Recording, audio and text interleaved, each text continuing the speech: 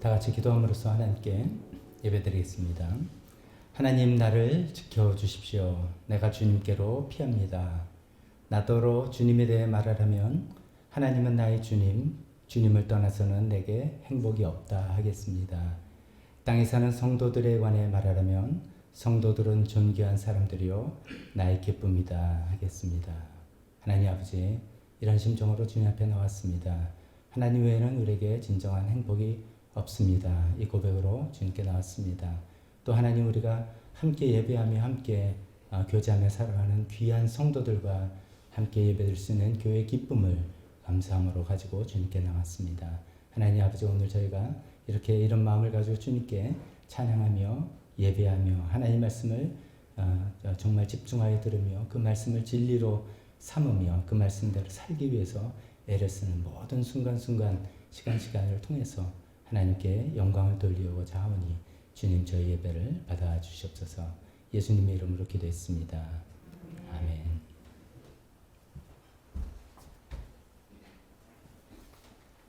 자, 함께 찬양하겠습니다. 오늘 첫 번째 드릴 찬양은 찬송가 예배 시간에 많이 불러보던 찬송은 아닙니다. 근데 좀 경쾌한 리듬의 참 즐거운 노래, 우리 주 안에서 알고 있는 기쁜 즐거운 아름다운 노래 주님께 드리겠다라는 찬송입니다. 같이 찬양하면서 주님께 영광 돌리겠습니다.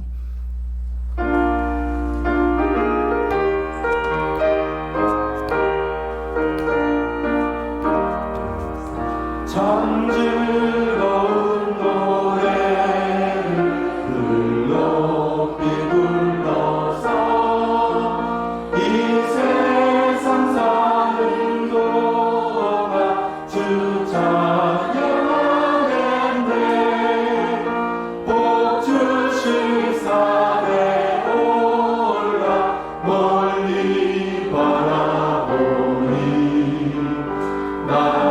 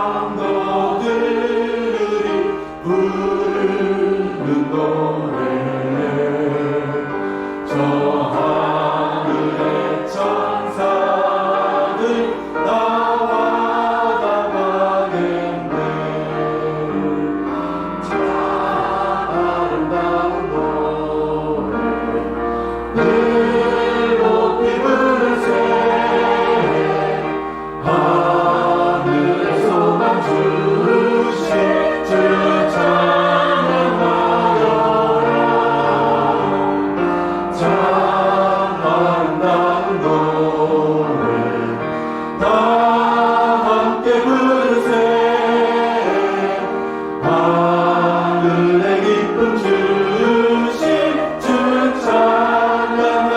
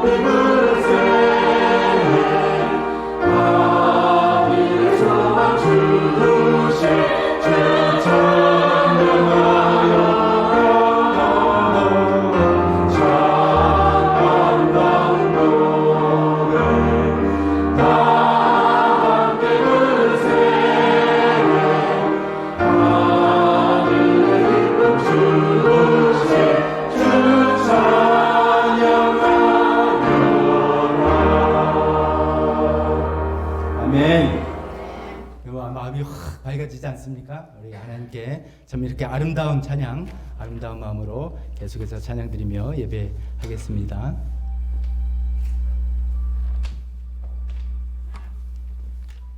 다음 찬양 우리 여러 차례 부른 찬양이죠. 모든 것 아시는 주님. 이런 찬양은 우리의 가사 하나하나에 우리의 믿음과 우리의 고백과 우리의 간절함을 담아서 또 하나님을 높여드리면서 주님, 이 고백이 나의 고백입니다.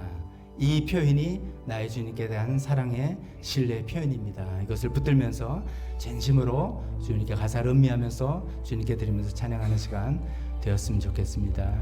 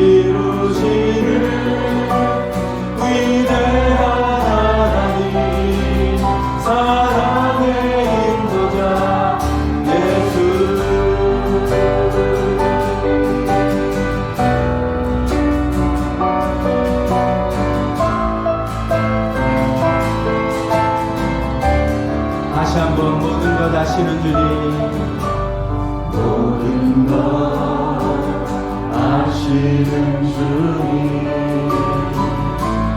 내 삶에 가르쳐진 계절로 임마누엘 함께 늘 동행하시니 내 모든 순간 돌보아주시네. 모든 것 창조하신 주님, 파도를 잔잔케 하신 주, 실수가 없으신 진실한 하나님,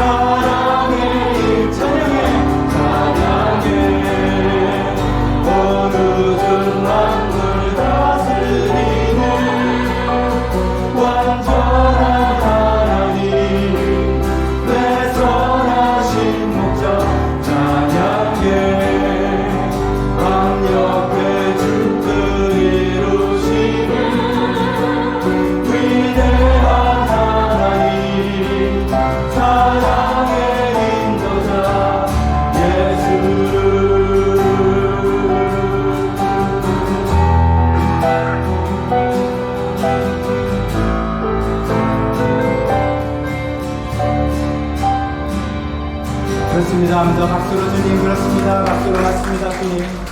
주님 그러신 분입니다. 아멘. 아멘.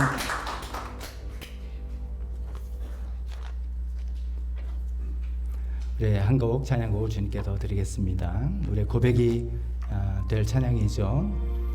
은혜란 찬양. 내가 누려왔던 모든 것들, 내가 지나왔던 모든 시간 다 당연한 것이 아니라 은혜라는 이 찬양을 잘 아시고 좋아하시는 찬양을 하나님께 올려드리며 사랑을 또 믿음을 고백하도록 하겠습니다.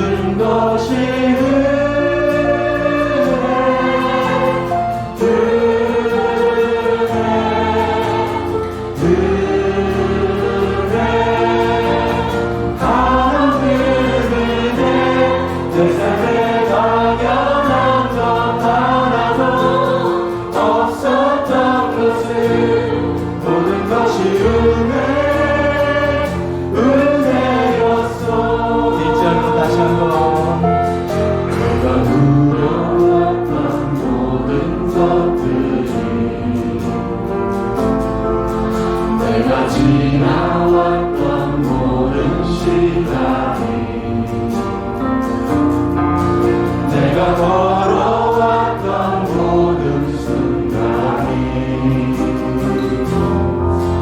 당연한 건 아니라 은혜였소.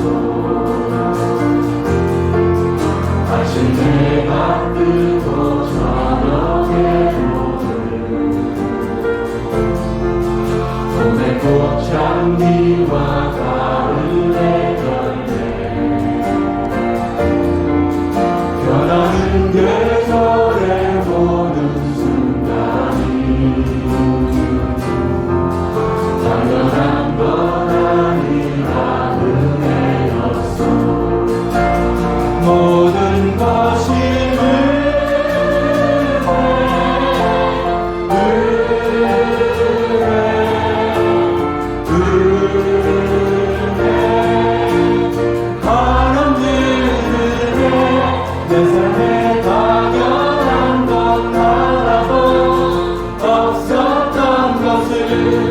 모든 것이 은혜였소.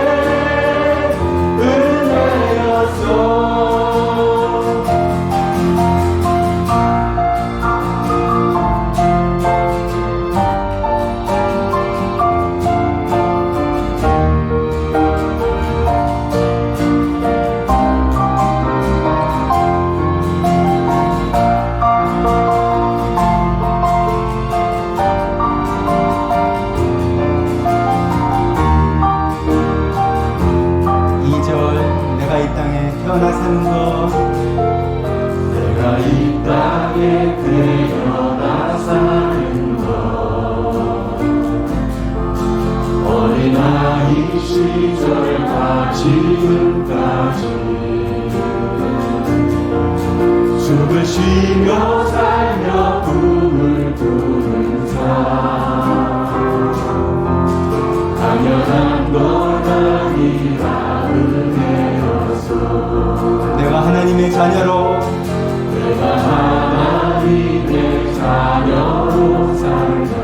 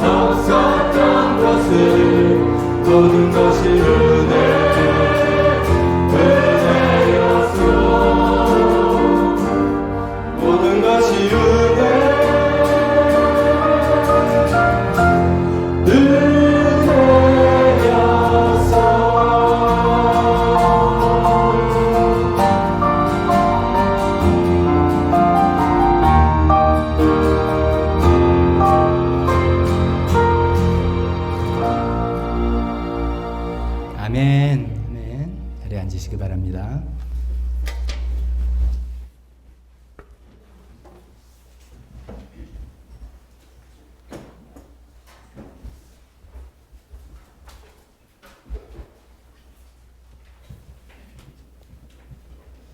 그렇습니다. 하나님의 은혜는 늘 우리 옆에 있는데 우리가 늘 옆에 있다 보니까 또 소중함을 기억하지 못하고 알지 못하고 또 잊어버리는 것 같습니다. 당연한 것 없고 하나님의 은혜로 살아간다는 것 우리 하나님께 찬양 드렸습니다. 폭우가 엄청나게 왔는데 어떻게 다들 피해 없이 잘 지내셨는지요? 어떤 분들은 이제 교회도 혹시 문제가 있는가 걱정해 주셔서 전화해 주신 분도 있습니다. 참 다행히도 저희 지역은 이렇게 좀 침수 지역은 아닌 것 같고요. 매년 동안 이렇게 비가 많이 왔을 때 보면 그런 피해가 없고 물이 새거나 습기가 차거나 그런 문제도 없는 것 같아서 너무나 감사합니다. 예전에 말씀드린 적이 있을지 모르지만 이곳을 얻고 나중에 알게 됐는데 저희 교회가 있는 터가 큰 안반이라고 합니다. 그러니까 우리가 반석 위에 세운 교회입니다. 반석 위에 세운 교회라서 그런 침수 피해 없이 그래도 하나님께서 지켜주신 겁니다. 감사드립니다. 교회 주보를 통해서 교회 소식 나누도록 하겠습니다. 우리 제이드리머에서는 어저께서부터 이제 여름 성경 학교로 모임을 좀 시간 갖고 있습니다. 오늘까지 하는 시간인데 참 이것도 원래는 이제 좋은 파티룸 같은 거 빌려서 고기 맛있는 것도 아이들한테 해주려고 예약을 다 예약을 하고 그랬는데 그 장소가 침수 피해를 받아 천장이 물이 새버려서 다 계획이 취소되고 다음에 그런 기회를 하겠다고 바꿀 정도로 어려움이 있었습니다. 근데 오늘까지 잘 성경 공부하고 이제 이번 주말에는 조이코너하고 조일랜드에서 또 이틀 동안 여름 성경 학교 하겠습니다. 이번 조이코너 조일랜드의 여름 성경 학교 토요일 장소는 우리 교회가 아니라 예원교회라고 김중현 목사님의 아버님 심우하시는 방이역에 있는 교회입니다. 저희 아빠 찬스를 이렇게 좀 사용하는 것처럼 그 교회는 이제 유치원도 운영했었기 때문에 좀 시설도 있고 마당도 있고 그래서 아이들 좀 활기차게 뛰어놀면서 행사를 할 수 있을 것 같습니다. 감사드리고요. 계속해서 특별기도 제목에 우리 윤성 형제님 항암치를 위해서 또 송순분 어머님은 수술 회복해서 제게 돌아오셨는데 또 폐에 물이 차고 통증이 있어서 치료차 병원에 지금 입원 중이시죠. 다행히 물은 잘 뺐는데 여전히 불편한 점들 많이 있으니까 기도해 주시기 바랍니다. 김정희 자매님 재성불량성 빈혈도 골수 이식이 잘 정착이 되어서 회복될 수 있도록 또 대학 입시 진로 앞두고 있는 우리 네 자녀들 이 무더운 여름을 이 고비를 또 잘 넘어갈 수 있도록 기도해 주시기 바랍니다. 라지 목사님은 이제 네팔로 잘 돌아갔다고 감사하다고 인사를 해왔습니다. 나라와 북한을 위해서 기도하는데 특히 제일 그때 하늘꿈 학교 사역을 위해서 어저께 후원 음악회가 있었죠. 김지은 집사님 후원 음악회 상황에 잘 맞췄고 후원금도 우리 교인들과 또 외부에서 해가지고 500만 원 이상 큰 후원금이 와서 너무나 하늘꿈 학교를 잘 후원할 수 있게 되어서 감사하다 이렇게 생각하고 있습니다. 또 참여해 주신 모든 분들 감사드립니다. 이 시간에 대표기도와 헌금 시간으로 이어지겠습니다.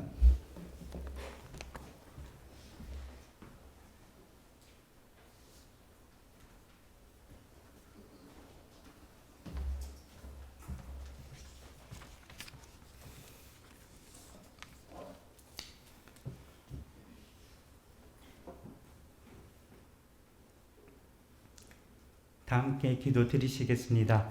하나님 아버지, 예수님의 부활을 기뻐하는 주일에 찬양하고 말씀을 들을 수 있는 은혜의 자리에 함께 모여 예배 드릴 수 있게 하심에 감사드립니다. 우리는 목 잡는 양같이 고생에 지쳐서 기운이 빠지고 길을 잃고 각기 제 갈 길로 흩어졌지만 예수님께서는 친히 선한 목자가 되셔서 양들을 위하여 목숨을 버리시고 우리 모두의 죄악을 담당하셨습니다. 예수님이 우리를 사랑하신 것과 같이 우리도 서로 사랑하며 우리에게 주신 사명인 복음 전하고 제자 삼고 양육하는 데 힘쓸 수 있도록 인도하여 주시옵소서. 주님의 도움과 치유의 손길을 위해서 간구드립니다. 중보 기도 리스트에 올라있는 질병과 고난, 직장 진로와 경제적 필요 등 많은 기도 제목들 하나님의 때와 방법으로 응답하여 주시옵소서. 특별히 윤창섭 직사, 남동생 윤성우 형제 후각 미세포종 항암 치료와 부부의 예수님과의 인격적 만남, 김지훈 집사 어머니 송순분 폐암 수술 후 폐에 물이 차서 심한 통증 가운데 있는데 회복과 퇴원, 백세나 집사 올케 김정희 재생 불량성 빈혈이 골수 이식 후 이식세포에 대한 거부 반응이 없도록 은혜 베풀어 주시길 원합니다. 어린이와 청소년부 사회에게 교회에서 힘을 모아 열매가 더욱 풍성해지며 인도하시는 선생님들 말씀의 능력, 힘과 지혜를 더하여 주시옵소서. 제이 드리머가 나를 찾다는 주제로 어제부터 조일랜드 조이 코너는 우리도 생명의 삶이라는 주제로 이번 토요일부터 진행하는데 일정 가운데 함께 하시고 아이들이 청년의 때에 창조주를 기억할 수 있도록 말씀과 기도로 무장시켜 주시옵소서. 대학 입시와 진로를 두고 고민하고 있는 박시은, 신기윤, 윤성호, 이다문가 끝까지 최선을 다하고 완주하여 하나님께 영광 돌리는 삶을 살 수 있도록 기도드립니다. 네팔의 시티미션 교회와 선교진 도단이 수니타 자매가 있는 당 건다기 실프벤시에도 전도의 풍성한 열매가 맺어지도록 은혜 베풀어 주시옵소서. 라진 목사님 한국 방문 일정 잘 마치고 돌아가셔서는 개종 금지법과 코로나를 슬기롭게 이겨내고 하나님이 기뻐하시는 일을 잘할 수 있도록 함께하여 주시옵소서. 새 정부에 주님의 지혜를 주시고 한반도의 자유와 평화가 정착되어 북한의 지하교회를 보호하시며 궁극적으로는 통일이 되어 전 세계적으로 선교사를 파송하는 하나님 나라의 귀하게 쓰임받는 나라가 되기를 기도드립니다. 어제 탈북 청소년을 돌보고 있는 하늘꿈학교 사역을 위한 음악회가 주님의 은혜 가운데 마치게 해주셔서 감사드립니다. 올해는 교회에서 회복을 소망하는 해를 표어로 쓰고 있습니다. 이러한 축복을 누릴 수 있도록 회개의 영을 불어넣어 주시옵소서. 각 목자의 선한 목자가 되신 예수님이 자기의 사람들을 사랑하시되 끝까지 사랑하신 그 사랑을 베풀어 주시길 원합니다. 우리가 받은 모든 것이 주님의 것이오니 감사함으로 기꺼이 드리고 주님의 공급하심을 믿는 믿음을 허락해 주시고 국류를 베풀어 주시옵소서. 말씀을 전하시는 박덕주 목사님 주님의 종으로 자기를 부인하고 십자가를 지며 개인적인 신앙생활뿐만 아니라 성도들과 소통하며 목회도 잘할 수 있도록 성령 충만케 하여 주시옵소서. 오늘 예배가 교회의 머리 대신 예수님이 주관하여 주시고 주님의 말씀이 선포될 때 진실한 마음과 감사로 예배하고 바른 행동으로 주님께 영광 돌리게 하옵소서. 감사드리며 이 모든 말씀 예수 그리스도의 이름으로 기도드렸습니다.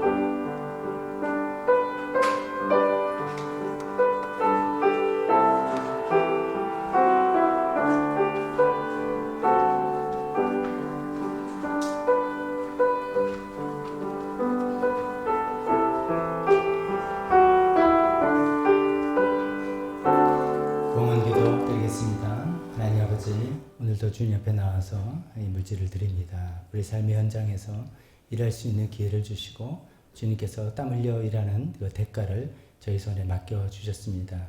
하나님 아버지 모든 것이 하나님의 은혜임을 우리가 기억하며 하나님께 다시 돌려드립니다. 하나님 이거 받으시고 하나님께서 필요한 하나님 나라에 필요한데 아름답게 사용하여 주시옵소서. 이렇게 주님께 드리는 이 손길을 주님 또 복을 주셨기를 간절히 기도드리며 예수님의 이름으로 기도했습니다. 아멘.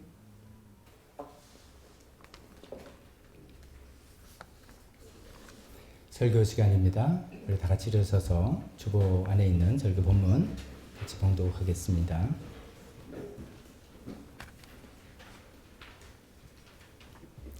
고린도후서 1장에서 15절까지가 본문이지만 일부만 발췌해서 읽겠습니다. 같이 읽겠습니다. 시작. 우리는 이 보물을 질글새 간직하고 있습니다. 이 엄청난 능력은 하나님에게서 나는 것이지 우리에게서 나는 것이 아닙니다. 우리는 사방으로 죄어들어도 움츠러들지 않으며 답답한 일을 당해도 낙심하지 않으며 박해를 당해도 버림받지 않으며 거꾸로 뜨림을 당해도 망하지 않습니다. 우리는 언제나 예수의 죽임당함을 우리 몸에 짊어지고 다닙니다. 그것은 예수의 생명도 또한 우리 몸에 나타나게 하기 위함입니다. 우리는 살아있으나 예수로 말미암아 늘 몸을 죽음에 내어 맡깁니다. 그것은 예수의 생명도 또한 우리의 죽을 육신에 나타나게 하기 위함입니다. 그리하여 죽음은 우리에게서 적용하고 생명은 여러분에게서 적용합니다. 아멘. 같이 기도하겠습니다. 하나님 아버지, 오늘도 계속해서 고린도 후서의 말씀을 통해서 우리에게 하시는 하나님의 음성을 더 듣기를 원합니다.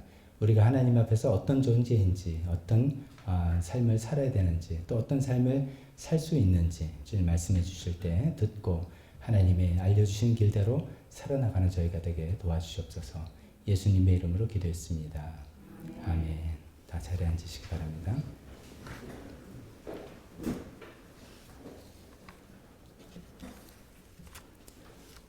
오늘 설교 본문도 굉장히 이제 유명한, 잘 알려진 그런 내용이죠. 보배의 질그릇이되 보배를 담는 질그릇이다. 뭐 이런 내용이겠습니다. 설교 제목을 당신은 가로를 빼고 당신은 보배를 담은 질그릇입니까? 라는 이런 제목으로 삼아봤습니다. 몇 달 전에 그 미국 살고 있는 저희 아들 내외가 한국에 방문했을 때 아들이 오는 것도 오는 거지만 이제 며느리가 온다니까 굉장히 긴장이 되더라고요. 그래서 이것저것 신경도 쓰면서 뭐 좀 잘해줘야지 이런 생각을 했는데 저희 아내가 저희 며느리 이제 한국 사람이 아니니까 중국계니까 뭔가 한국의 전통적인 어떤 선물을 하나 주면 좋겠다. 그런 생각을 해서 자개 보석왕이라고 하죠. 그거를 좀 주면 어떻겠는가 이렇게 생각을 저희 나름대로 먼저 생각했습니다. 그래서 이제 뭐 이런저런 시간 보내다가 한번 사러 가자라고 해서 자기 좋다 그래서 남대문 시장에 이제 다 갔어요. 그래서 이제 자기 보석함이 있는데 쭉 가서 저희는 생각에 이제 얼마 정도 이제 써야지 뭐 이런 계산이 있을 거 아닙니까? 그래서 뭐 좀 좋은 거 기왕 하는 거 좋은 거 사줘야지 이렇게 생각했는데 저희 며느리가 조그만 거 고르는 거예요. 그래서 뭐 좀 좋은 거 골라도 된다 했더니 이제 신혼이라서 이제 폐물도 별로 없고 보석 별로 없어서 그냥 요거면 된다. 뭐 그래서 이제 그래도 마음에 드는 거 예쁘게 자개로 한 거 이렇게 사서 준 일이 있었습니다. 아마 이제 여성분들도 좀 다 이제 보석함이라고 할까요? 뭐 거창한 보석함은 아니더라도 반지 뭐 이런 거 그 목걸이 같은 거 넣는 그 보석함 정도 하나 정도는 아마 있으실 거라고 생각합니다. 되게 이제 그런 거죠. 뭐 그런 게 그래도 값나가기도 하고 소중하기도 하고 예를 들어 결혼 반지라든지 그런 패밀리에 뭐 귀중한 나한테 의미가 담긴 귀중한 것을 그냥 아무데나 툭툭 던져놓거나 뭐 그러지도 않고 되게 좀 좋은 어떤 그런 박스라든지 함에다가 간직하는 게 뭐 정상 아니겠습니까? 그게 이제 우리 일반적으로 우리가 생각하는 것인데 오늘 이 본문의 말씀은 굉장히 역설이란 말이죠. 보배인데 그걸 질그릇에 담았다. 이런 것이죠. 우리가 보통 행동하는 행동 양식과 다른 것이죠. 귀중한 보배를 질그릇처럼 값싸고 흔한 그냥 그저 그런 그릇에 담았다라는 이런 어떻게 보면 모순이고 어떻게 보면 역설이고 그러나 그것이 우리에게는 놀라운 은혜가 되고 삶을 살아가는 힘이 되는 그런 말씀이라고 생각합니다. 그래서 우리가 정말 보배를 담은 질그릇인가 이런 생각을 생각해 보면서 오늘 말씀을 접해 보셨으면 좋겠습니다. 먼저 첫 번째로 생각할 것은 우리가 질그릇이다. 뭐 이건 우리가 질그릇이다. 내가 그게 아니라 하나님 성경 말씀이 우리는 다 질그릇이라고 이야기하는 것이죠. 질그릇은 이제 뭐 아시는 분 너무 잘 아시지만 또 생각을 해보죠. 그릇에 이제 재질이 다 여러 종류가 있지 않습니까? 나무 그릇도 있을 것이고, 뭐 흔하게 쓰는 플라스틱 그릇 있을 것이고, 유리 뭐 혹은 크리스탈 그릇도 있을 것이고, 코렐 그릇 되게 대중적으로 많이 쓰죠. 삼중 압축 강화 유리라고 합니다. 코렐도 있을 것이고.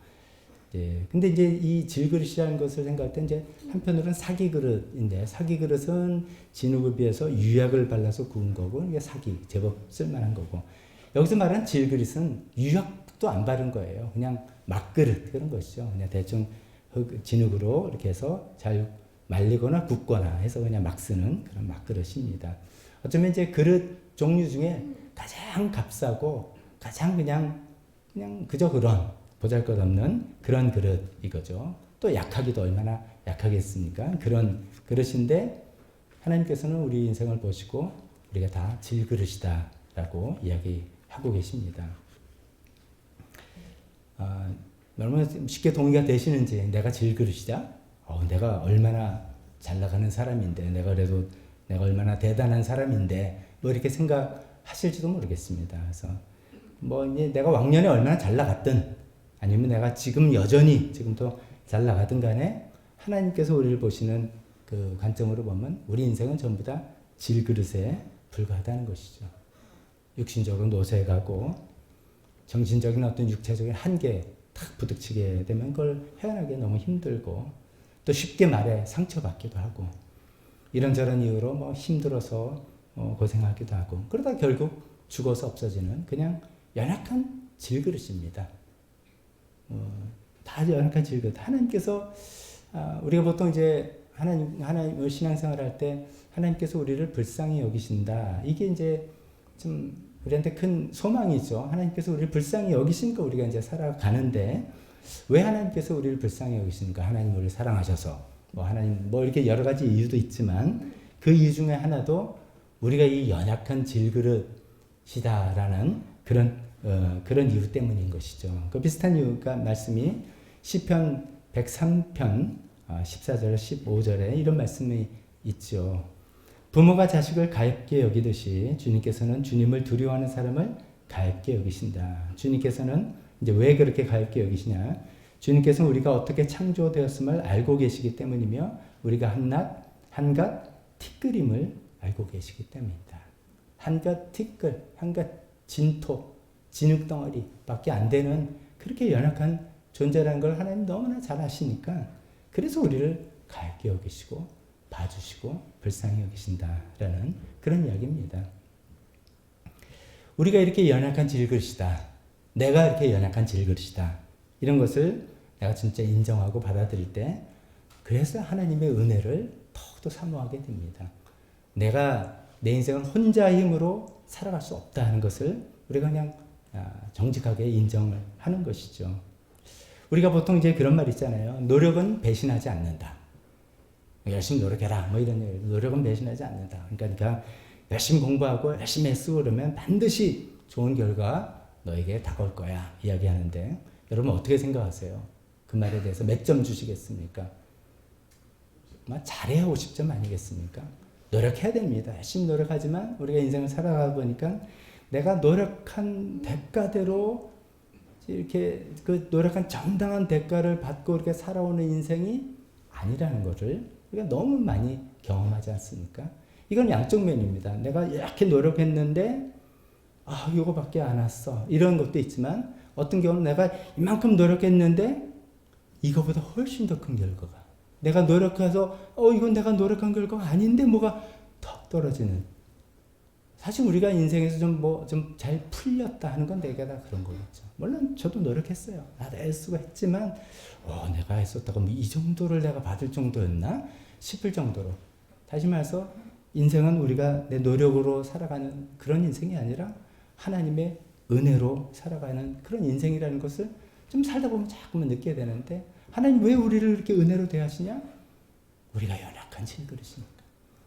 우리가 막 잘났다 뭐했다 해도 아주 똑똑하고 대단한 사람들 물론 있지만요, 하나님께서 보실 때 우리는 그냥 다 연약한 질그릇이니까 하나님께서 우리를 은혜로 대해주시는 거죠. 그래서 우리가 정말 나 진짜 연약한 질그릇이야 라고 생각한다면 그 하나님의 은혜를 더욱더 사모하고 또 은혜의 자리로 나아가고 또 하나님 앞에 겸손하게 살아가려고 애를 쓰게 되는 것이지 않겠습니까? 또 내가 정말 연약한 질그릇이라서 하나님의 은혜로 살아간다는 것을 정말 내가 수긍한다면 내 옆에 있는 사람도 연약한 질그릇이구나. 이게 보게 되는 것이죠. 오늘 옆에 분들 한번 서로 한번 보세요. 질그릇들 서로 앉아요. 우리 질그릇끼리 앉아있는데 다 연약한 질그릇인 거예요. 연약한 질그릇끼리 다 아웅다웅 싸우고 뭐 이렇게 하나님 보시기엔 다 똑같은 연약한 질그릇.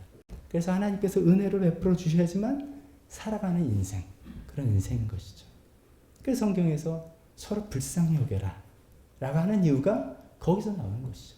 하나님께서 우리가 진토에 불과한 거, 한낱 티끌에 불과한 걸 아시고, 하나님 우리가 정말 연약한 질그릇이란 걸 알기 때문에 우리를 가볍게 여기고 불쌍히 여겨 주시는 것처럼 나만이 아니라 저 사람도 연약한 질그릇이구나 하는 것을 우리가 정말 인정하고 알게 된다면 서로에 대해서 불쌍히 여기고 긍휼히 대하고 마음을 더 열 수 있게 될 거라고 생각합니다. 이게 우리는 전부 다 질그릇이다라는 말씀을 생각해봤다면 두 번째는 우리는 그냥 질그릇이 아닙니다. 어떤 질그릇입니까? 보배를 담은 질그릇이다. 이게 중요한 거죠. 보배를 담은 질그릇. 우리는 연약한 질그릇이지만 거기서 끝나는 것이 아니라 보배를 담은 질그릇이라는 이 놀라운 은혜가 우리에게 주어졌다는 것입니다. 그렇다면 이 보배가 무엇인지 우리 여러분 다 짐작하시고 잘 아시겠지만 그래서 오늘 본문 말씀 통해서 생각해 보겠습니다. 근데 이제 여기서 좀 이렇게 간단하게 딱 써줬으면 좋겠는데 사도 바울이 좀 이렇게 생각이 많고 복잡하신 분이잖아요. 우리가 좀 그렇게 느껴지잖아요. 그러니까 딱 결론은 예수님 이건데 뭐 이렇게 좀 복잡하게 설명했어요. 얼마큼 복잡하게 설명했냐면 6절에 하나님께서 우리의 마음속을 비추셔서 예수 그리스도의 얼굴에 나타난 하나님의 영광을 아는 지식을 우리에게 주셨습니다. 뭐 의자가 많이 들어가면 굉장히 복잡한 겁니다. 뭐뭐에 수식어 너무 복잡해요. 이게 쉽게 말해서 예수님이에요. 예수님. 또 10절에는 이렇게 얘기했습니다. 우리는 언제나 예수의 죽임 당하심을 우리 몸에 짊어지고 다닙니다. 이유는 예수의 생명도 또한 우리 몸에 나타나게 하기 위함입니다. 이것도 간단하게 예수의 생명, 예수님의 생명, 예수님 이렇게 생각하면 좋겠습니다. 간단하게 말하면 그 예수님을 또 소개하는 복음 이렇게 생각해도 좋겠습니다. 그러니까 예수님, 복음, 예수님의 생명 이런 것을 보배라고 보물이라고 이야기하고 있습니다. 우리가 그렇게 연약한 질그릇인데 우리 인생은 거기서 끝나는 것이 아니라 놀라운 보배를 간직하고 있는 질그릇이다. 이것이 우리에게 축복이고 은혜인 것이죠. 자, 이제 보배를 담은 질그릇. 우리는 보배를 담은 질그릇이다. 교회를 오래 다니면 이제 굉장히 많이 수십 번, 수백 번 들어봤을 표현입니다. 그래서 이제 너무나 익숙하니까 당연하다 이렇게 생각하고 은혜가 된다 이렇게 생각하지만 우리가 좀 이제 새로운 눈으로 보게 되면 이게 무슨 일이라는 말이죠. 말이 안 되는 거죠. 우리는 그렇게 하지 않는다는 게 포인트가 있습니다. 우리는 귀한 보물을 절대로 질그릇에 담지 않습니다. 그러신 분 계시나요? 아주 귀중한 물건을 갖고 왔는데 그거를 신문지에 둘둘 말아가지고 들고 다닌다든지 일부러 이제 도둑 안 맞으려고 아주 역발상으로 그러신 분도 있죠. 아주 귀한 거 괜히 이거 이렇게 가면 도둑이 더 알까봐 신문지에 둘둘 말고 이렇게 하는 건 있죠. 근데 그런 거 말고 일반적으로 아주 귀중한 것은 귀중한 그릇에 간직하는 법인데 그것을 질그릇에 담았다는 것이죠. 우리가 이제 본론을 이렇게 진행해 나가겠지만 왜 하나님이 그러셨을까 한번 생각해 봅시다. 왜 하나님은 너무 귀한 너무 귀한 예수의 생명이란 그 보배를 우리가 다 인정하듯이 우리 같이 연약하고 보잘것없는 이 질그릇에 담으실까? 그 이유는 이런 것이죠. 보배만 빛이 나야 되기 때문입니다. 보배만 빛이 나야 되는 것이죠. 우리는 그릇은 그냥 담는 기능 그 이상도 그 이하도 아니어야 되는 것입니다. 담는 기능 그 이상도 이하도 아니어야 되는데 우리가 이제 나중에 말씀드리면 이것을 착각하거나 이것이 만족이 안 되면 우리가 좀 괴롭고 힘들어지는 것이죠. 하나님께서 보배를 질그릇같이 연약한 그릇, 깨지기 쉬운 그릇에 담으시는 이유는 그 담으셔서 그 보배만 드러나고 결국 하나님만 영광을 받게 하시기 위해서입니다.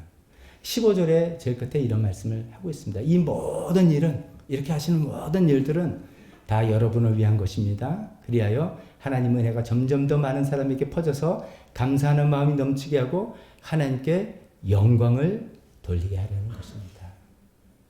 만약에 우리가 아주 귀한 그릇이라서 값비싼 그릇, 너무나 뭐 아름답고 대단하고 고귀한 그릇이라면 사람들이 쳐다볼 때 내 안에 있는 보배를 보는 게 아니라 그릇을 보는 거죠. 그걸 보고 이야 진짜 멋있다. 진짜 예술품이네. 진짜 비싸네. 이게만 보지 그 안에 담기는 보배를 볼 리가 없다는 것이죠. 근데 하나님께서는 그렇게 되면 하나님께 영광이 안 되는 것이고 우리의 삶에도 의미가 안 되는 거니까 아주 값싼 연약한 보잘것없는 저와 여러분 같은 질그릇에 예수님의 생명이란 귀중한 보배를 담으셨다는 것입니다. 그래서 이런 말씀을 한번 또 생각해 보고 싶습니다. 여러분은 질그릇에 만족하십니까? 나는 정말 질그릇이야.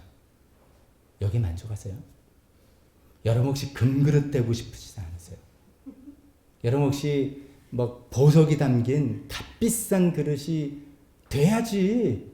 나 그렇게 왜 취급 안 해줘? 라고 거기에 대한 섭섭함과 이런 것들 혹시 없으신지 모르겠습니다.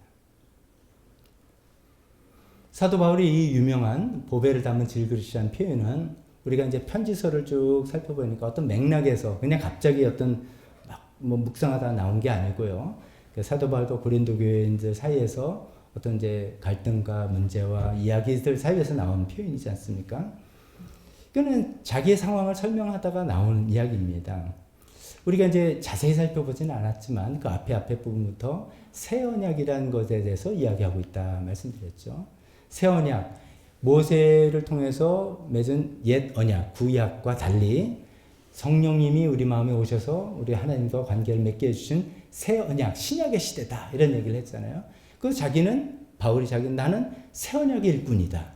우리 모두도 새 언약의 일꾼이죠. 이런 얘기를 하면서 어떻게 이제 비교를 하냐면 구약 시대와 신약 시대를 비교하면서 이렇게 이야기합니다. 마치 그 율법이 옛 언약의 일꾼은 죽음에 이르게 하는 직분이다. 율법을 읽고 내가 또 하나님의 말씀을 못 살았구나. 그건 뭐예요? 죽음, 사형. 그러니까 율법은 죽음에 이르게 하는 직분인데 영의 직분을 우리는 받았다. 살리는 영의 직분을 받았다. 얼마나 더 이게 귀하고 영광스러운 것이냐 이야기하는 것이고요. 또 율법은 유죄를 선고하는 직분이다. 율법대로 살았지 못하지만 당신은 이렇게 유죄를 선고하는 직분인데 우리는 새 언약은 의를 베푸는, 그렇지만 예수 그리스도 안에서 우리가 죄사함을 받고 하나님의 자녀가 됐습니다. 의를 선포하는 직분. 얼마나 이게 더 새 언약의 직분이 영광스럽고 귀한 것이냐 이런 걸 설명했습니다. 그런데 그 놀라운 영광스러운 직분을 받은 바울 자신을 고린도 교인들은 질그릇 취급한다 이거예요. 지금. 놀라운 보배를, 예수님과 복음이란 놀라운 보배를 내가 담고 그것을 전한 사람인데 그러면 와 대단하신 분입니다. 이렇게 금그릇 취급하고 다이아몬드 그릇 취급하고 이래야 될 것 같이 생각했는데 저 고린도 교인들은 사도 바울을 지금 질그릇 취급하고 있는 거예요. 그러니까 처음에는 그게 기분이 좀 안 좋았어요. 왜 나를 그렇게 취급하지? 안 좋다가 생각해 보니까 맞네. 나는 질그릇에 불과하네. 맞네. 내가 잘나면 소용이 없네. 내 안에 있는 보배인 예수 그리스도만 드러나 있는 것이지.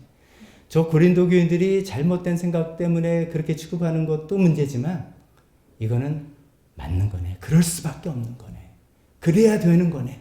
이거를 깨닫고 우리는 보배를 담은 질그릇입니다. 나도 그 사실을 받아들이는 것입니다. 여러분도 그 사실을 받아들이면 좋겠습니다. 라고 이야기하고 있는 것입니다. 그래서 우리가 또 이 질문을 스스로에게 던져보는 겁니다. 우리가 예수 그리스도라는 놀라운 보배를 우리가 갖게 된 게 틀림없는데, 예수님 믿고 갖게 된 게 틀림없는데, 사람들이 나를 어떻게 대하지? 나를 왜 질그릇 취급하지? 기분 나쁜데. 사람들이 나를 어떻게 대하지? 내 삶은 왜 이러지? 하나님 안 살아계신 거 아닌가? 이런 우리가 혼돈과 착각을 하지 말자 이것입니다. 영광을 받으실 것은 보배를 담으신 예수님 하나님 뿐이고, 우리는 그냥 처음부터 끝까지 질그릇이다 이거죠.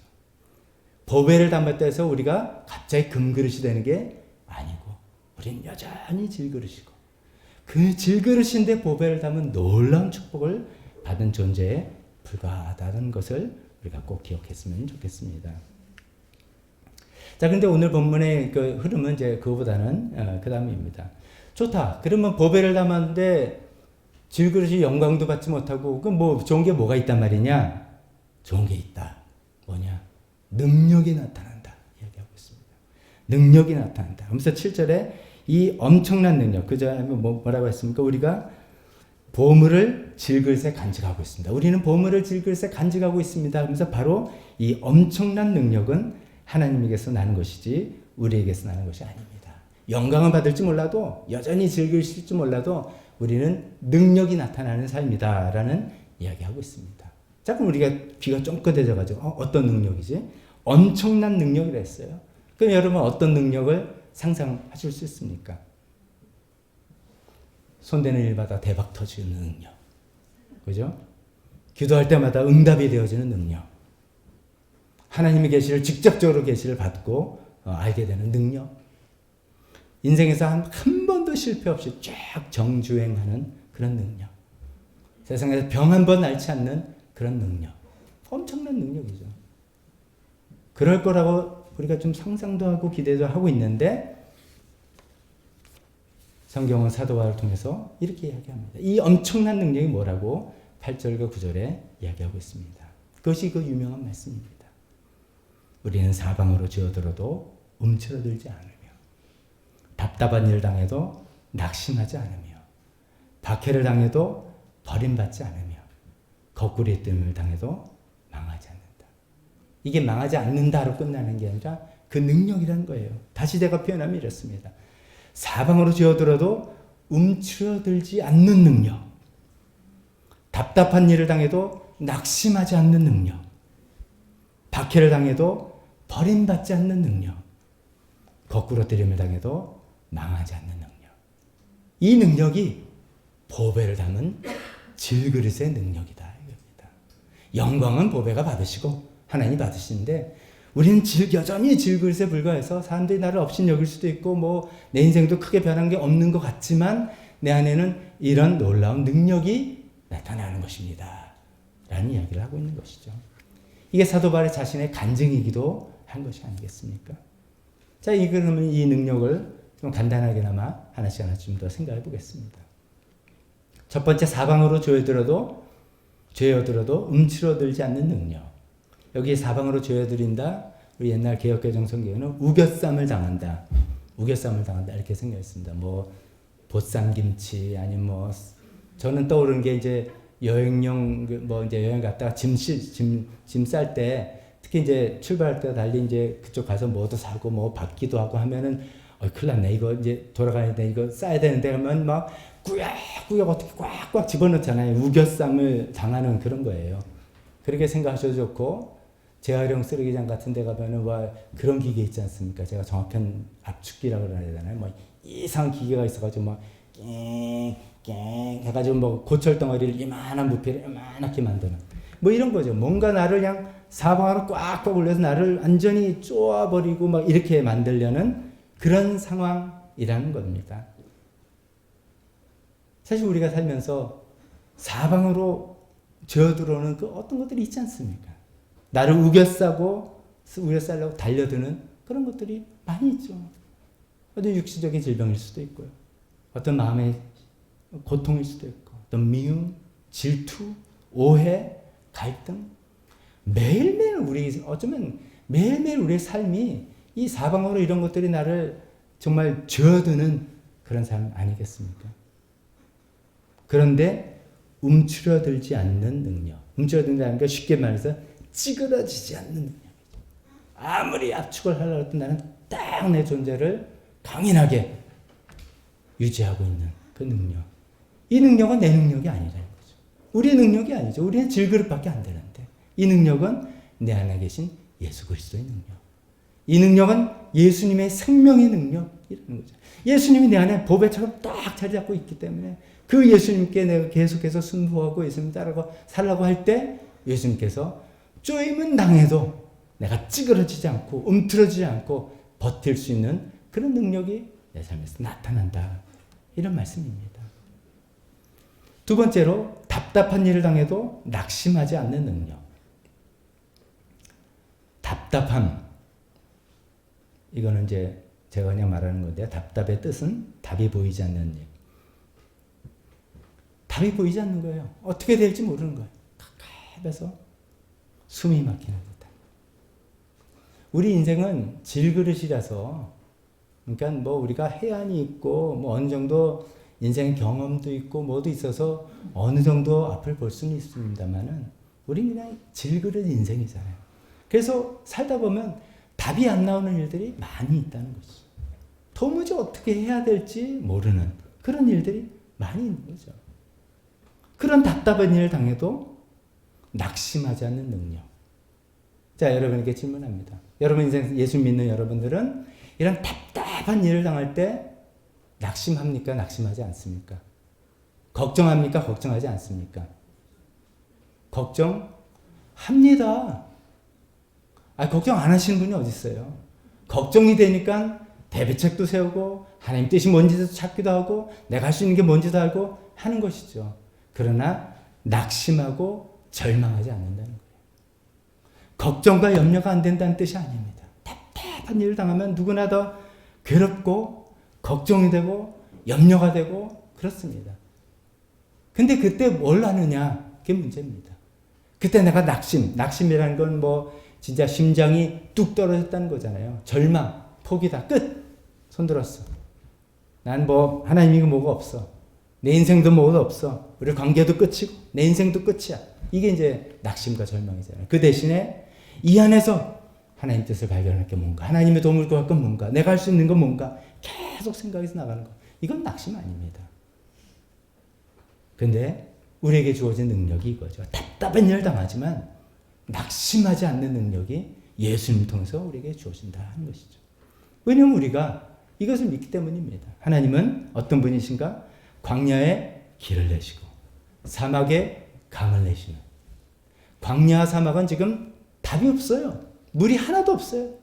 그러나 길을 내시고 강을 내시는 놀라운 능력에 지금 내가 모를 뿐이고 지금 없을 뿐이지 하나님께서 한번 마음 쓰시면 상황이 순식간에 역전되고 새로운 상황이 딱 생기는 것을 우리가 알고 믿고 성경을 통해서 우리 인생 경험을 통해서 우리 서로 나눈 간증을 통해서 했던 그 이야기를 기억하면서 붙드는 능력이라는 거죠. 그래서 답답한 일을 당해서 낙심하지 않는 것입니다. 낙심하지 않는 그런 능력 우리가 다 가졌으면 좋겠습니다. 세 번째로 박해를 당해도 버림받지 않는 능력. 이건 좀 설명이 필요합니다. 버림받지 않는 능력, 이게 뭐냐면 버림받았다고 느끼지 않는 능력이에요. 버림받았다고 여기지 않는 능력이란 뜻입니다. 그럼 무슨 말이냐면 박해를 받을 때, 어려움을 당할 때 하나님 믿는 사람이 더 힘들어요, 사실은. 왜냐하면 우리는 이 일 자체도 힘들지만 또 한쪽으로 싸우는 건 뭐냐면 하나님 뭐 하시나? 하나님 나 버리셨나? 하나님 왜 가만히 계시지? 이게 또 하나 돌아가서 이게 힘든 거거든요. 그래서 자꾸만 하나님이 나를 이제 버리셨나 봐. 내가 죄진 게 있어서 그런가 봐. 내가 뭐 더 나가면 옛날 생각 같으면 팔자가 또 이렇게 나가는 거죠. 근데 거기서 no. 하나님 버리시긴커녕 임마누엘 되신 하나님. 내 안에 보배로 내 안에 들어와 계신 하나님. 그 하나님께서 나와 늘 함께 계신다는 것을 내가 기억해내는 능력이고 그것을 붙드는 능력이라는 것이죠. 마지막으로 네 번째, 거꾸로 들임을 당해도 망하지 않는 능력. 여성분들은 잘 모르겠습니다. 요즘에 많은 남자분, 제가 일반화해서 죄송합니다. UFC가 인기입니다. 옛날에는 권투, 아니면 유도, 이런 거 하다가 이종격투기, 모든 종류의 격투기를 짬뽕해서 마음대로 쏴봐라. 그래서 이종격투기가 요새는 굉장히 인기인데, 물론 거기서 때리고 이런 것도 있지만 가끔 경기를, 저도 이제 가끔 이렇게 봅니다. 보면은 이제 사람을 들어가지고 바닥에 탁 집어 던지면 거의 끝난 거나 다름없죠. 던지면 정신이 나가는 거죠. 그 다음에 이제 주먹 세례가 이제 오는 것을 경기 끝 이렇게 되는 것이죠. 여기 지금 거꾸로 때림을 당했다는 게 그런 거죠. 뭔가 상황이 나를 집어들어서 들고 바닥에 던져둔 거예요. 정신이 하나도 없어요. 눈이 막 별이 반짝반짝하고. 그럼 이제 끝장이구나. 내 인생 망했구나. 이렇게 생각할 수 있지만 그 질그릇 상태는 그렇죠.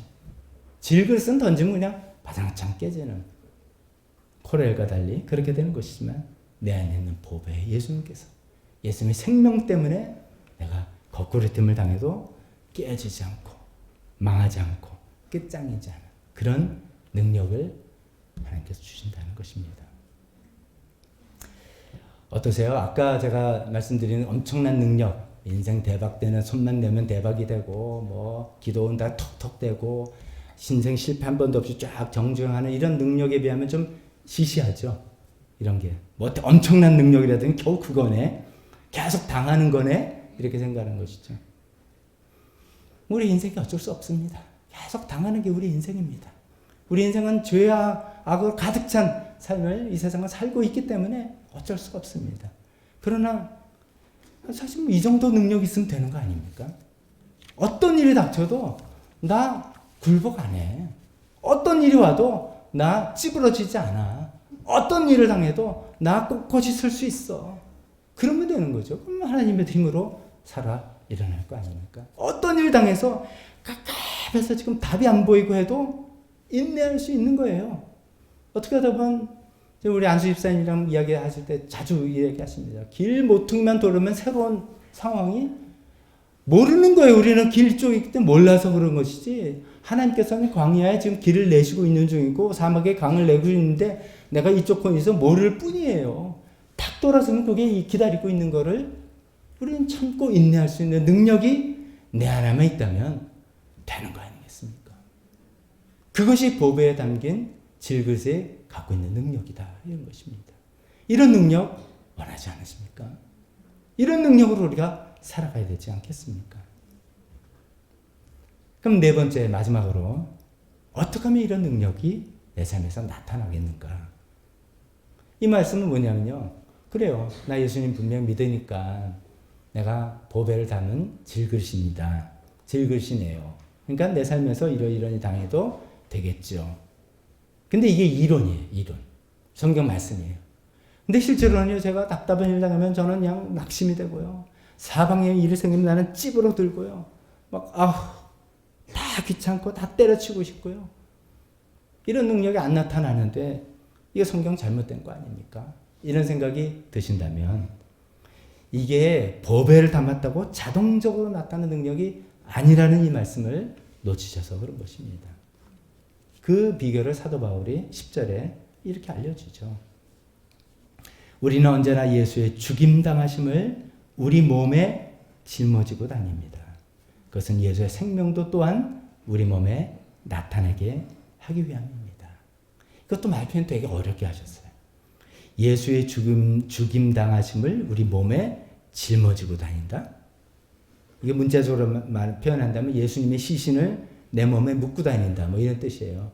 굉장히 이유가 있겠지만 간단하게 쉽게 말하면 죽어라 이거죠. 네가 죽어야 된다 이거죠. 내가 죽어야지 예수님의 생명이 나타난다. 이 얘기입니다. 내가 맨날 죽어야지 매일매일 죽어야지만 예수님의 부활의 생명이 나타나는 것이다 라고 하는 것이죠. 예수님도 그런 말씀 마태복음 10장 39절에 이미 하셨죠. 자기 목숨을 얻으려는 사람은 목숨을 잃을 것이요 나를 위하여 자기 목숨을 잃는 사람은 목숨을 얻을 것이다. 예수님도 죽어야지 산다 이런 얘기를 하셨습니다. 그러니까 우리도 예수님처럼 이렇게 죽어야지만 이런 상황에서 견딜 수 있는 그런 능력이 나타나는 것이지. 나도 시퍼렇게 살아있으면서 주님 저 예수님 제 안에 질그릇이지만 보배 있지 않아요. 안 나타난다 이거죠. 안 나타난다 이거죠. 여기 마태복음 예수님 말씀 자기 목숨을 얻은 나를 위해 자기 목숨을 잃는 사람은 목숨을 얻을 것이다. 이런 말씀인데 이순신 장군도 비슷한 이야기 하셨어요. 그죠? 명량해전 여기서 사즉생이다. 그래서 목숨을 다해서 죽으면 목숨을 내려놓으면 우리가 승리해서 이길 것이다. 근데 이제 그 이순신 장군 좀 위대하신 분이지만 거기서 이제 그 원리는 비슷해요. 여기서 죽는다는 게 뭐냐? 진짜 그러면 그냥 목숨을 생명 내놓으라는 소리냐? 궁극적으로는 그럴 수도 있어요. 거기까지 가는 것이지만 사실 우리는 이게 다 살아있는 사람들의 이야기잖아요. 어떨 때는 그냥 생명보다 더 소중하고 더 귀하게 여기는 게 있어요. 그게 뭐예요? 자기 자신. 자기 생명이지만 결국 자기 자신이에요. 자기 자신. 자기의 자존심. 자기의 주장. 자기의 꿈. 자기의 소원. 자기의 계획. 이런 거예요. 욱하고 목숨 내놓는 거 오히려 더 쉬울지 몰라요. 그렇지만 자존심 내놓는 거 더 힘들고 자기 주장 꺾는 거 더 힘들어요. 죽기보다 힘들어요. 정말 죽기보다 힘들어서 일을 다 망치죠. 근데 예수님 그거 하라는 거예요. 성경 말씀 그거 하라는 거예요. 죽으라는 거예요. 내려놓으라는 거예요. 자기 내려놓을 때 하나님의 생명이 나타난다는 것입니다. 우리가 질그릇이라고 했잖아요. 연약하고 깨지고 싶고 값어치도 별로 없고 별별로 없는 그런 그릇이라고 우리가 다 처음에 인정했는데 뭐 이렇게 대단하다고 나라는 그릇이 뭐 이렇게 대단하다고 매겨 붙들고 있는가. 그러다 보니까 성경에서 약속하신 하나님의 이런 능력들이 내 삶에서 나타나지 않습니다. 그냥 성경 말씀에 불과한 것이죠. 우리 가끔 예배 시간에 찬송하는 찬송 중에 제가 개인적으로 굉장히 좋아하기도 하는 찬송입니다. 나는 아무것도 아닙니다. 나는 아무것도 모릅니다. 나는 아무것도 못합니다. 그 찬송 아시죠? 그 질그릇의 고백이 그거예요. 나는 아무것도 아니고 나는 아무것도 모르고 알지요. 왜 몰라요?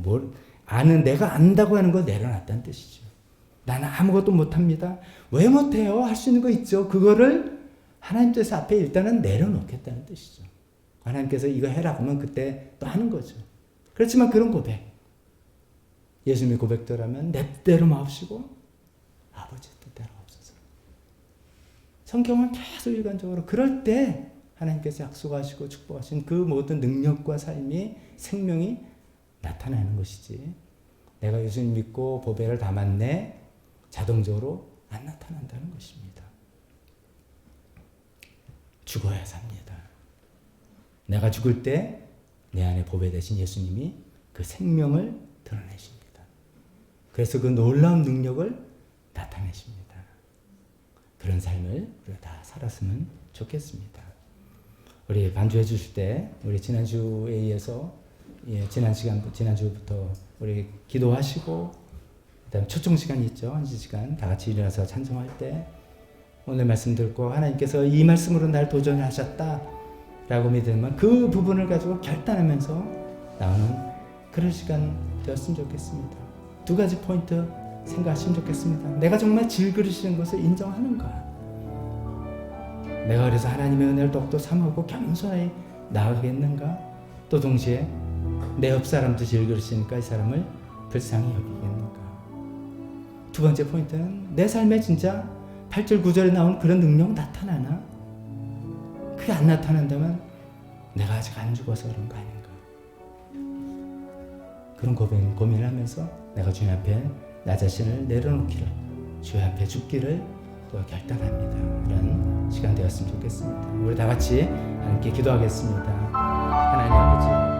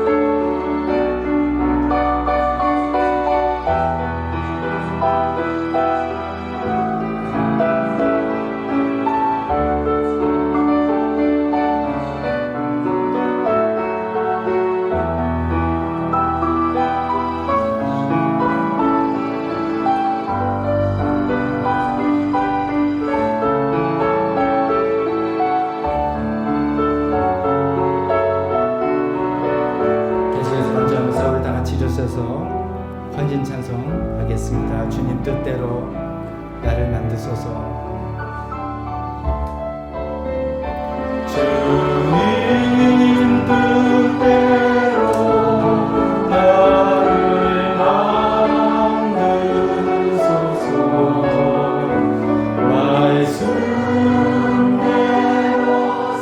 만드소서.